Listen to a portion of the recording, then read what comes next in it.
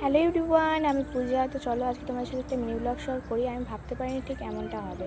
দেখতে পাচ্ছ এখানে কতগুলো শুয়োপোকা। আমাদের বাড়িতে অনেকগুলো ফুলের গাছ আছে, তোমরা অনেকেই জানো। তো এখানে দেখো জাস্ট শুয়োপোকাগুলো, এত শুয়োপোকা মানে আমাদের একদম গেটের সামনেই। তো আজকে ডিসাইড করলাম যে ওই ফুলের গাছটাকে কেটে দেওয়া হবে। ওটা ফুলের গাছের নাম কিন্তু হয় দুর্গা ফুলের গাছ। অনেকের নাম আছে, তবে আমি এই গাছটার নাম দুর্গা ফুলেই জানি। তো এই গাছটা আমাদের বাড়িতে দুটো ছিল, একটা হচ্ছে গেটের সামনে, এই গেটের সামনে, মেন গেটের সামনে, একটা হচ্ছে বাইরের গেটের সামনে।